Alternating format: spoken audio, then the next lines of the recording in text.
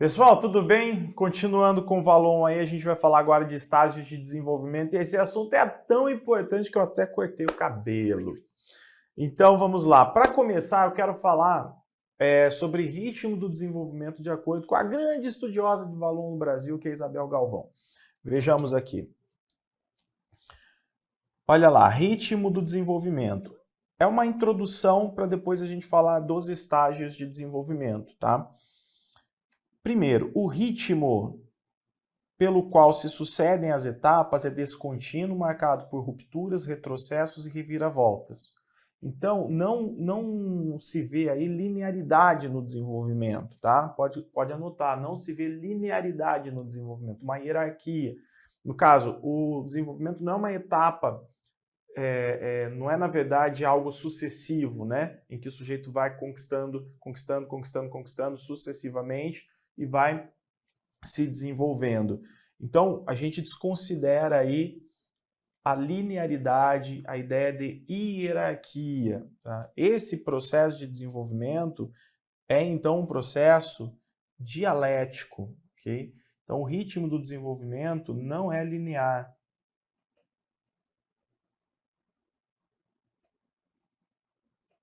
É dialético. Ele é descontínuo, marcado por rupturas, retrocessos, por reviravoltas. Tá? Então, não existe, em outras palavras, uma simples adição de sistemas que são progressivamente mais complexos. E continua. Ao mesmo tempo, condutas típicas de etapas anteriores, cada etapa traz uma profunda mudança nas formas de atividade do estágio anterior. Ok? Cada etapa traz uma profunda mudança nas formas de atividade do estágio anterior. A gente vai ver isso nos estágios. Ao mesmo tempo, condutas típicas de etapas anteriores podem sobreviver nas seguintes, configurando encavalamentos e sobreposições. Então, a hora que a gente estiver falando de cada estágio, a gente vai perceber o que vai acontecendo com as condutas, com as atividades, com o comportamento das crianças, para entender esse primeiro ponto. O segundo ponto, gente, segundo a perspectiva valoniana, o desenvolvimento infantil é um processo pontuado por conflitos. Então, olha a importância dos conflitos. Para o Valon, gente, os propulsores do desenvolvimento são os conflitos. Você pode até colocar aí, ok? Por quê? Porque o Valon dá muito mais atenção aos momentos de crise, aqueles momentos de passagem, né? De crise, de passagem, de transição, etc. Então, os conflitos são importantes, eles são propulsores do desenvolvimento. Guardem isso também, essa é uma informação importante lá para a tua prova.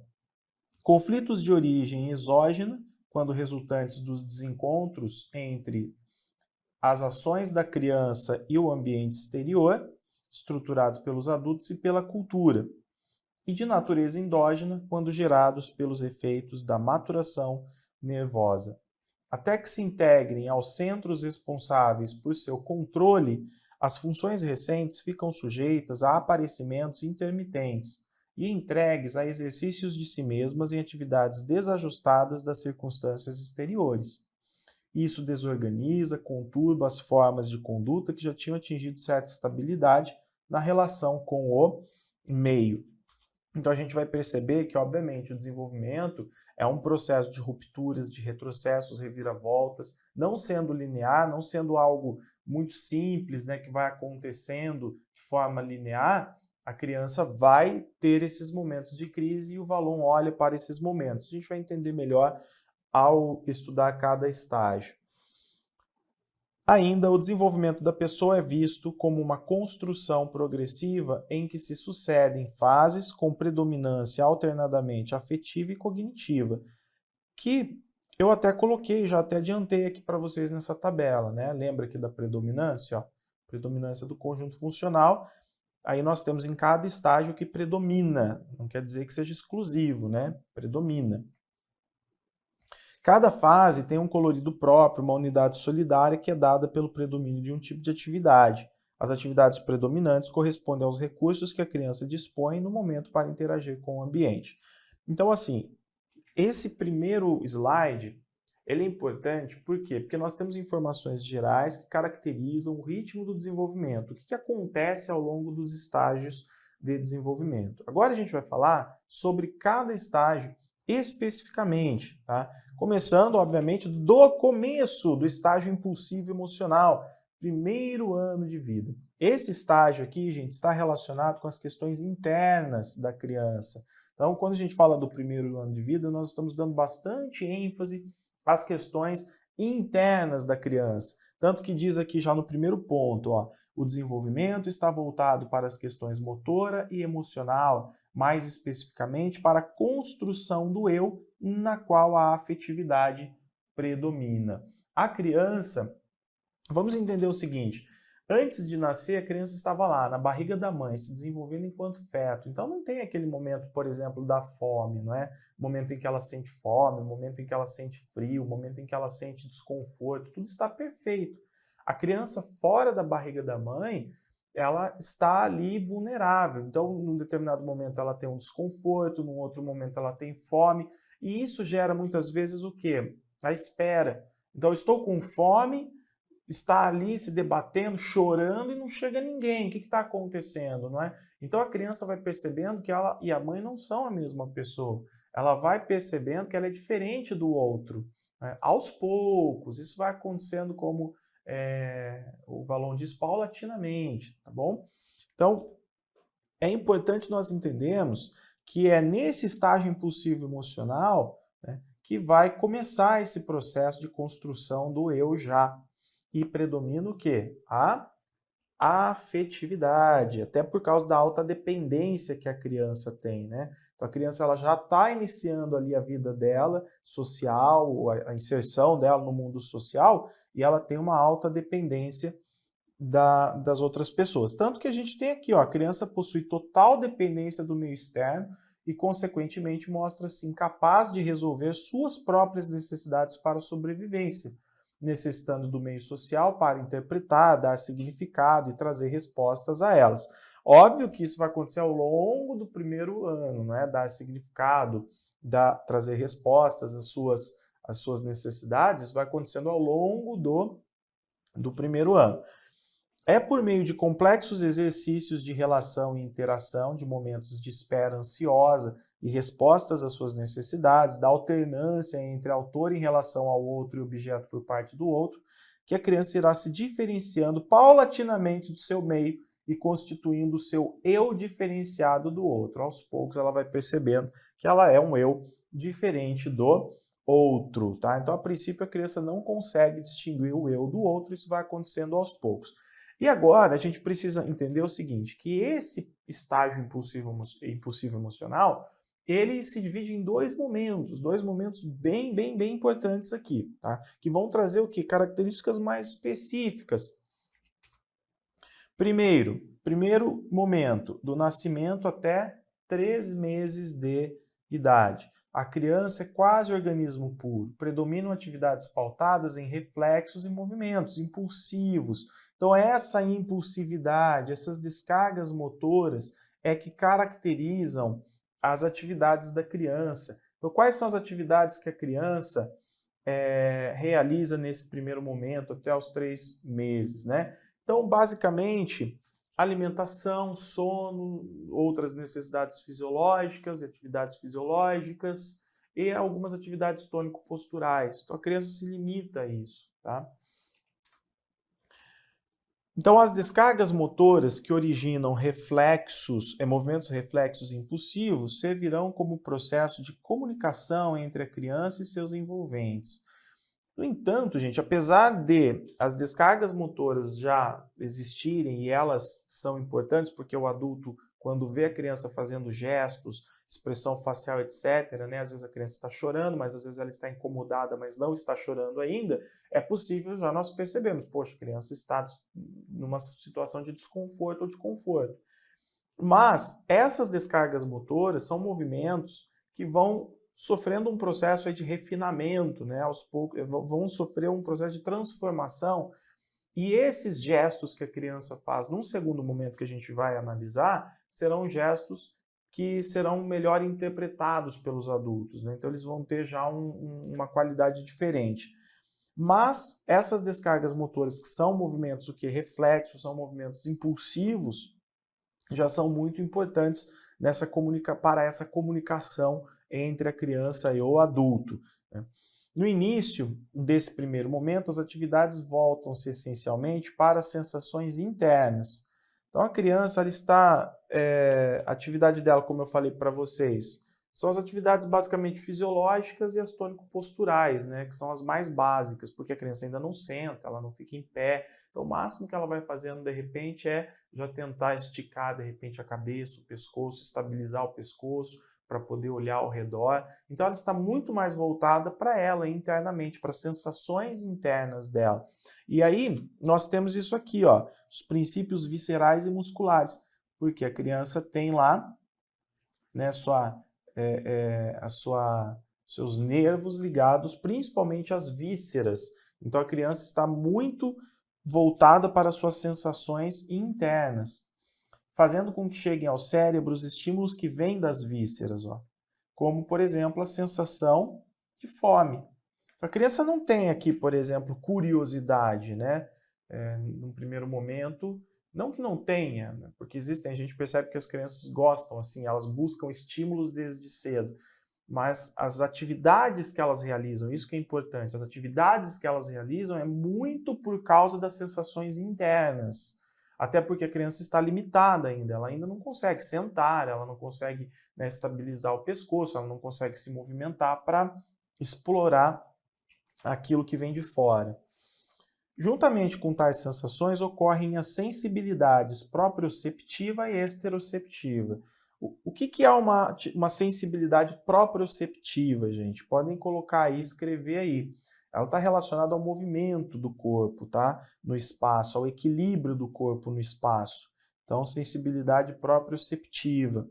Então, essa sensibilidade vem daquilo que a criança sente, por exemplo, que vem das terminações nervosas dela, né? Então, proprioceptiva nesse sentido, está relacionada a movimento do corpo, equilíbrio do corpo, no começo muito mais equilíbrio do corpo, né, no espaço. E a esteroceptiva, que no caso é uma sensação relacionada ao conhecimento do mundo exterior. Então, conforme a criança vai se desenvolvendo, vai crescendo, essas sensações decorrentes de sensibilidade esteroceptiva vai aumentando, né? Porque a criança vai explorar mais, ela vai ter uma relação diferente com o meio externo, com o meio exterior. E o segundo momento, daí é de 3 meses, volta aqui, de 3 meses em diante, tá? Aqui o segundo momento. Então, nesse segundo momento, a gente já tem as trocas, né? Elas já são mais... A gente percebe melhor as trocas entre a criança e o meio, as trocas afetivas entre a criança e o meio. E olha que interessante, aquilo que antes era descarga motora transforma-se em meio de expressão e comunicação. Ou seja, a impulsividade se traduz em sinais que estabelecem entre a criança e o adulto um circuito de trocas que acabam por condicionar e construir reciprocamente as reações do bebê a seu meio e vice-versa. Então, eu vou voltar aqui só para... Aqui nós temos nessa mudança um exemplo com relação a isso aqui, ó. Olha lá, o desenvolvimento infantil é um processo pontuado por conflitos. Tá? Daí coloca, deixa eu ver, ou aqui mesmo, né? Esse primeiro ponto. Cada etapa traz uma profunda mudança nas formas de atividade. A gente já percebe mudanças na forma de atividade já na primeira etapa, ok? Conforme a criança vai tendo maturação, vai sofrendo a maturação nervosa, ela vai também desenvolvendo o quê? Um controle maior sobre os seus movimentos, ok? Está havendo construção progressiva. Então, já no primeiro período, no primeiro estágio, que é o impulsivo emocional, a gente já percebe isso, essas mudanças. Posteriormente, após várias experiências de trocas, o bebê começará a estabelecer associações e apreender as interpretações e os significados dados pelo meio. Aquela criança que era simplesmente, né, uma criança que realizava atividades mais fisiológicas, por exemplo, ela já começa a estabelecer trocas com o meio. Então ela já começa a entender o que pode, o que não pode, o que é acessível a ela, o que não é acessível a ela. Ela já consegue ter contato a objetos, porque ela melhora muito, né, a pegada, por exemplo, a capacidade de pegar objetos, de fazer movimentos. Então ela vai ter novas sensações e as atividades da criança são atividades diferentes também. Então, além das atividades fisiológicas, etc., ela vai experimentar outras atividades, ela vai realizar outras atividades, ela vai ter um contato diferente com o meio. E lá, né, um pouco atrás, em aulas anteriores sobre o Vallon, nós vimos o quê? Que a criança está em processo de transformação, mas o meio também é dinâmico, porque a criança começa a ter novas possibilidades diante do meio e o meio começa a oferecer, então, também novas possibilidades para a criança. Agora, aquilo que eu falo, de repente para a sua prova, uma informação muito importante é que nesse momento de 3 meses em diante, a gente já percebe as trocas afetivas, né, entre a criança e o meio. Porque você vai falar assim, mas Vinícius, como assim troca afetiva? A criança ela tem uma relação afetiva com certos objetos, ela gosta, ela quer aquele objeto. Então a criança ela quer às vezes ficar com o mesmo objeto, ela já começa até, às vezes a gente percebe até que a criança já meio que escolhe, né, o que ela gosta, o que ela não gosta, o que ela quer que esteja por perto, né? Então essas trocas afetivas nesse sentido também. E um ponto muito importante são as atividades circulares, ok? Atividades circulares. Então, consistem em movimentos inicialmente causais, mas que posteriormente são repetidos intencionalmente pela criança, levando a investigar a conexão entre seus movimentos e seus efeitos e a variação dos efeitos diante das variações dos movimentos. Então, a criança ela vai conhecendo, ela vai se conhecendo cada vez mais e os objetos também que estão ao redor dela. Tá? Então, se o meio for rico, gente, a criança ela vai se conhecer porque ela vai fazer movimentos, ela vai aprender que ela consegue alcançar um objeto e ela toda hora vai começar a pegar aquele objeto. Tá? Então, ou outros objetos.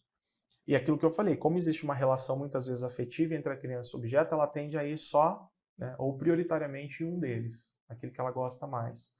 E muitas vezes a gente fica, né, não pega aí, a criança volta. Não pega isso, não pode, daí ela volta ali. Não pega, não pode. Às vezes vê um óculos, por exemplo, uma criança no colo vê um óculos, ela quer pegar, aquilo está atraindo ela de certa forma, e ela vai realizando objetos, esses movimentos circulares, essas atividades circulares, né, ela realiza em vários sentidos. Então, isso está muito, obviamente, associado ao movimento, e a criança já vai investigando, como diz aqui, né? Levando a investigar a conexão entre os seus movimentos e seus efeitos. Então a criança percebe que quando ela faz um movimento, o que acontece com esse movimento?